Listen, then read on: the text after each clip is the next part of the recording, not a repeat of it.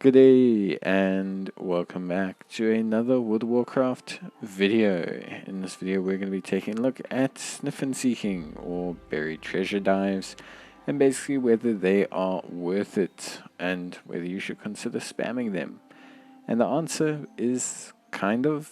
You can make a little bit of gold off of them, you can get a little bit of reputation from them. There's like bits you can do, but yeah.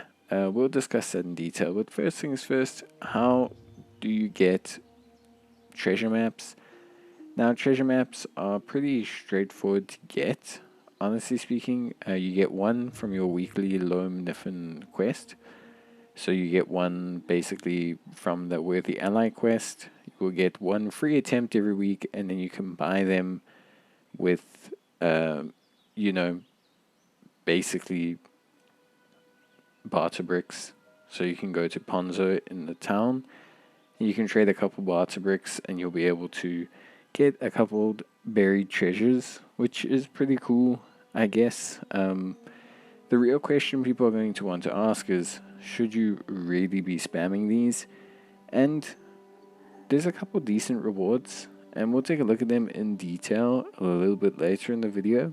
But to be frank with you, it's not bad to spam them. They don't take long to do. The actual buried treasure puzzles is not distinctly difficult.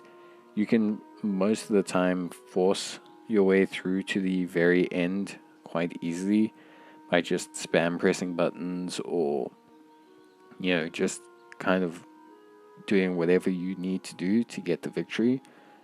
Or alternatively as well, you can also look at some guides online if you really get stuck, but really it takes I think each dig took me between, the most amount of time a dig took was about 6 minutes. So the digs don't necessarily take long. A lot of the times, if you can't evidently see the answer, all you have to do is press the smell function on Merit when you pick them up, and it'll generally lead you into the direction you need to go. They do range a little bit. Some are super quick, whereas others have little puzzles and things that you do need to solve and figure out. There's a whole bunch of guides online. I'm not going to go through every single one because honestly none of them felt super duper difficult.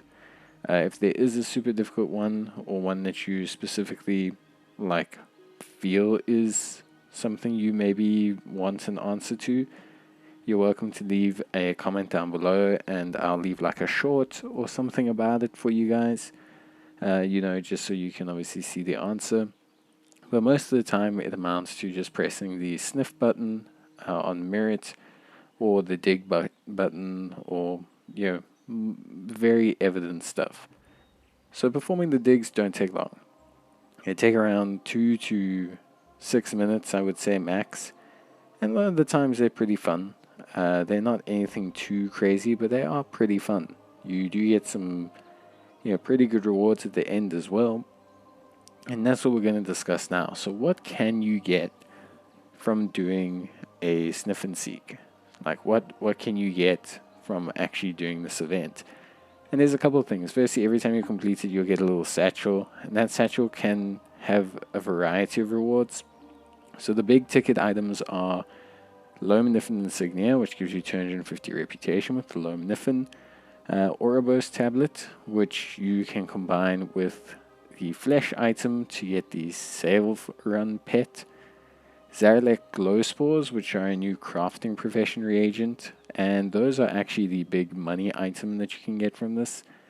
Plus you can get Dragonflight Supplier Caches, you can pick up various items, and as you upgrade, you can even earn things like overflowing satchels of coins, which contain straight up money, additional different kinds of crafting supplies. There's a lot that you can actually get.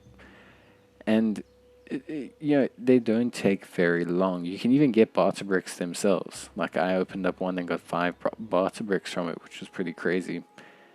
Now in terms of value, as you can see, the Zarelek Glow Spores do sell for quite a bit. I mean, this is from 2 runs, and it's 1,000 gold.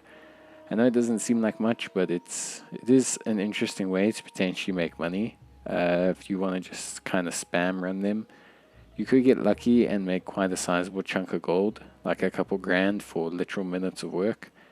Plus, there's also the pet as well that you can get, which, you know, people who are collectors are probably into as well. And then, of course, there's the loam and insignia.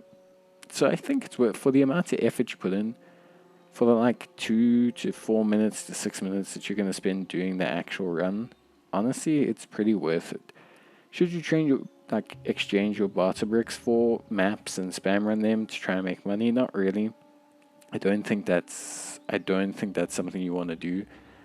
I think you should maximize it. Like, I think you should spend your treasure maps. I think, you should maximize your runs. But I don't think you should spam them. But it's a cool little event. I think it can make people a little bit more money than they think, and earn people a little bit more than they think, especially the Zaradek glow spores. But that's it from me. Bye.